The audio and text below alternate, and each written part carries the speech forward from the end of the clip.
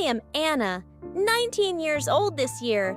I just passed the university entrance exam and moved to the city to study. The first time stepping into the big city, everything was unfamiliar to me. I thought I would have interesting experiences here, but the first memory of this place was something I could never have expected. I rented a room deep in a small alley, about a 10-minute walk from the university. The dormitory is old, with peeling walls, a narrow and dark hallway. The landlady is a woman in her 50s, and she led me to a room on the second floor. At the end of the hallway, the small room appears before me with a simple wooden bed against the wall, an old study table, and a small window overlooking the hallway. This room is a bit old, but very clean and quiet. What do you think? I think it's quite nice. May I ask, is anyone staying in the room across the hall? That room is empty. No one has stayed there yet. You clean the room, and if you need anything, just call me, okay? I quickly tidied up the room, and once I was done, it was already dark outside. The dormitory was very quiet at night, and I could hardly hear the bustling traffic on the street. I lay on the bed, exhausted, and quickly drifted off to sleep. I vaguely heard footsteps in the hallway. Perhaps someone had just returned to their room, so I didn't pay much attention and continued to sleep. The next day, I was preparing the content for the presentation, and I was so focused on writing that I lost track of time. Pick up the phone to check. It's already 00:00 p.m. Suddenly, I heard the sound of footsteps clattering in the hallway. I wondered who could still be walking around outside at this hour.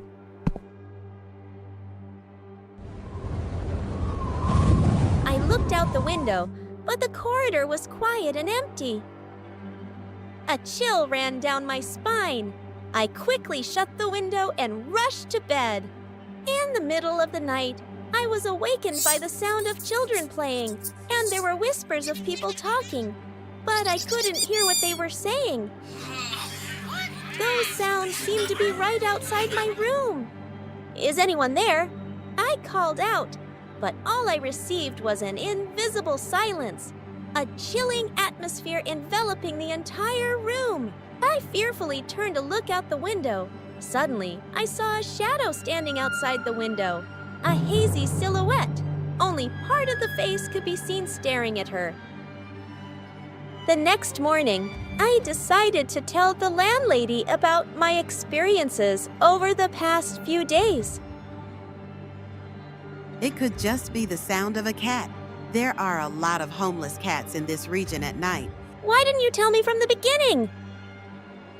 You must be so exhausted that you're only having nightmares. I wanted to leave this place, but finding affordable accommodation in the city was difficult. If I were to move out now, I wouldn't know where to go. If those sounds stopped completely, I thought I might be able to stay a little longer. A few days later, I no longer heard those strange sounds. Perhaps the landlady did something to keep them from bothering me. If those sounds completely disappear, I think I could stay here a bit longer. At midnight, I suddenly heard a knock on the door.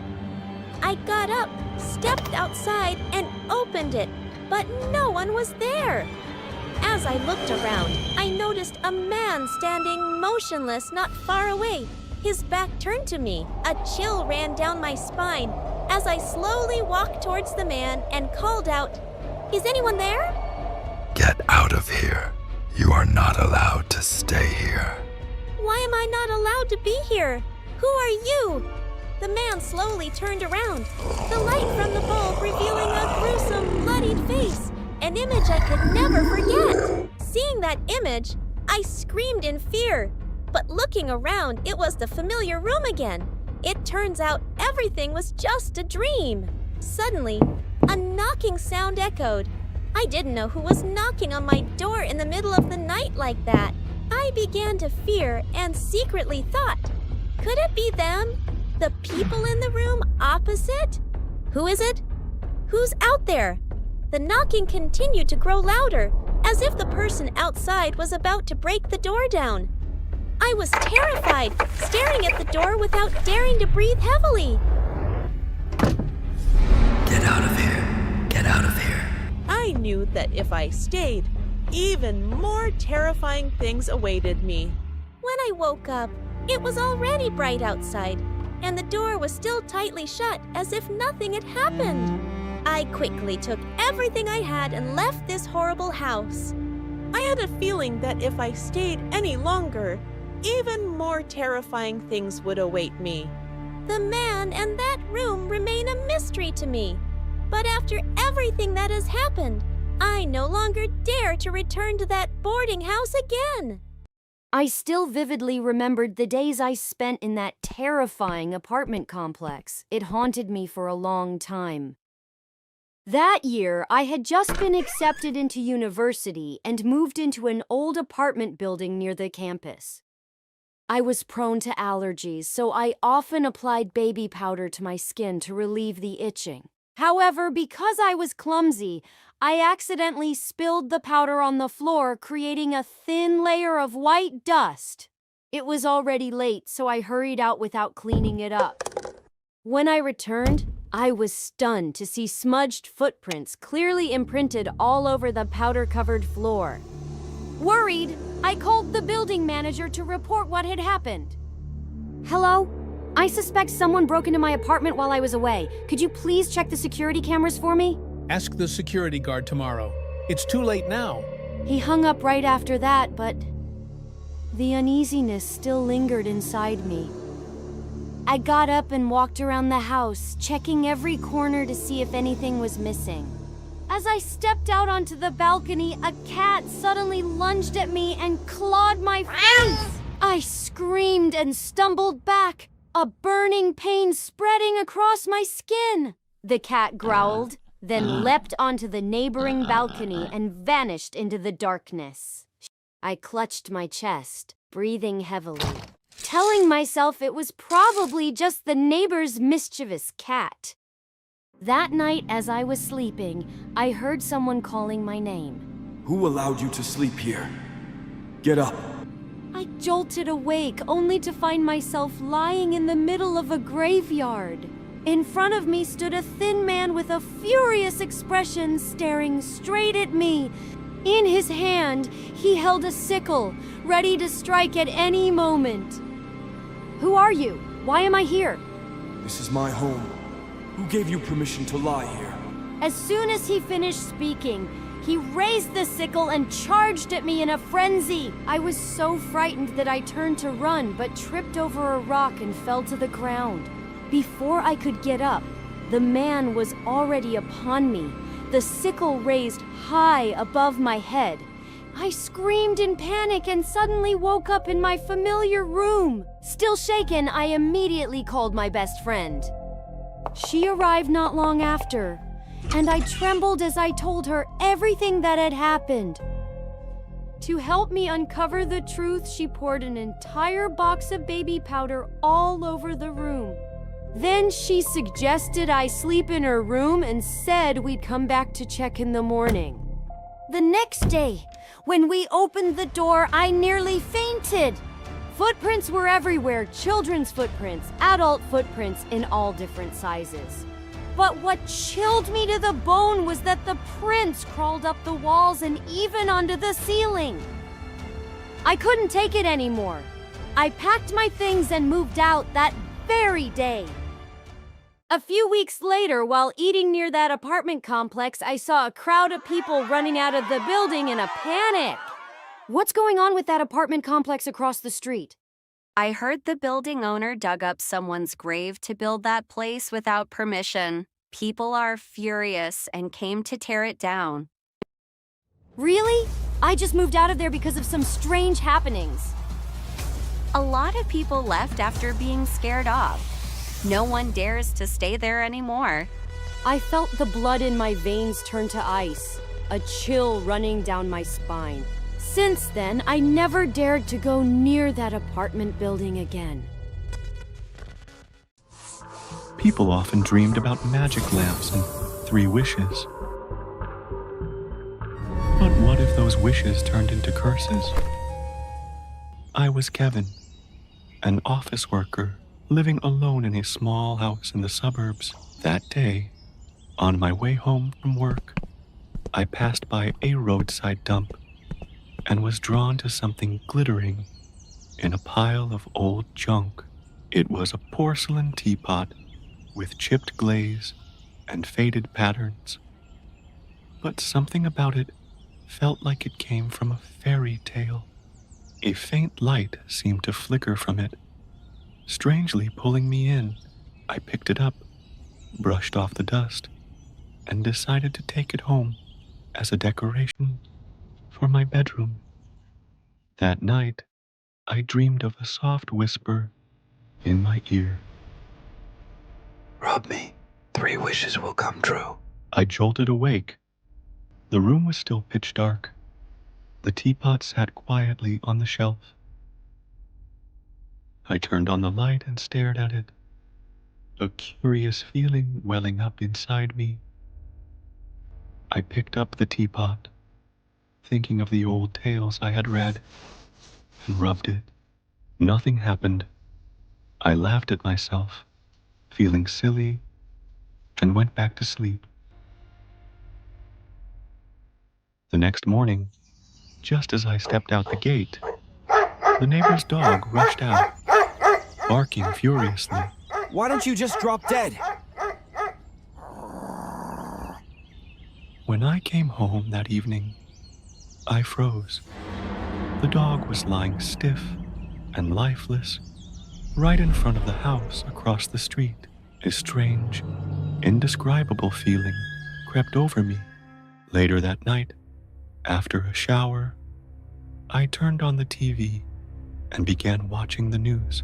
They were reporting a terrorist group holding 20 hostages in a shopping mall. Why not just kill them already? Why bother taking hostages? And minutes later, the next news update came in. All 20 hostages have been killed for unknown reasons. I shivered, frozen in front of the TV. Could this really be a coincidence? I tried to recall everything and suddenly remembered the teapot and the strange dream from the night before. At that moment, I panicked as I remembered the phone call with my mother at noon. In a fit of anger, I had shouted, "Did you live just to make my life miserable?" I grabbed my phone and called her over and over, but no one answered. In despair, I ran to find the teapot, determined to destroy it. I tore the room apart, but it was gone. The teapot had vanished without a trace. Suddenly, my phone buzzed with a new message. It was a message from my aunt. "Your mom is gone." On her stomach was carved, "Third wish." Have you ever imagined your life being taken over by someone else? That night, Nancy was lying in the living room, curled up in a thin blanket. Suddenly, her husband John called to say he had to work overtime and wouldn't be home that night. Nancy sighed, got up, locked the front door and the windows tightly, then went up to the bedroom. Around 11 o'clock, she was startled awake by a noise downstairs. There were soft footsteps, mixed with the faint clinking of knives and forks. Nancy rushed down, but the scene before her left her frozen. A woman wearing a plain white mask, holding a knife, was walking around the kitchen. At that moment, the woman looked up, her cold eyes staring directly at Nancy. Terrified Nancy turned and ran back to the bedroom, locking the door behind her. Outside, the pounding on the door echoed relentlessly. She trembled as she pulled out her phone, dialed 911, and curled up in a corner, waiting for the police. A few minutes later, sirens wailed at the gate and flashing lights pierced through the curtains. The banging suddenly stopped, followed by hurried footsteps fading away. When the police entered the house, the masked woman had already escaped through the back door. They searched the area but found no clues, so they eventually left. A few days later, while Nancy and John were having breakfast, the police suddenly stormed into the house. Nancy and John were handcuffed and dragged away in panic, not understanding what was happening. It turned out the two people who had been arrested were actually Alex and June, wanted criminals. They had been watching Nancy and her husband for quite some time. Then, they visited a shop that specialized in making masks to look like other people. The criminals had asked the shop owner to create 2 masks resembling Nancy and John.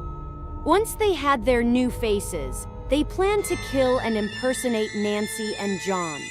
That night, right after Nancy called 911, she received a message from John. In the message was a photo of John lying motionless in the bathroom, with a red mark around his neck. Horrified, Nancy tried calling her husband, but the ringing came from inside her wardrobe. She opened it with trembling hands and found Alex, his face covered in blood, holding John's phone. Before she could react, the bedroom door burst open and June rushed in, a gleaming knife in her hand. "It's you. You murdered my husband?" Yes, you'll be seeing him very soon. With that, she plunged the knife into Nancy's chest, causing her to collapse lifelessly on the floor. They buried Nancy and John's bodies in the backyard. But they didn't know the night they did it. A camera from the neighbor's house recorded everything. However, the neighbor had been away and only discovered the footage several days later, then called the police. Faced with the undeniable evidence, the 2 murderers had no choice but to confess to everything.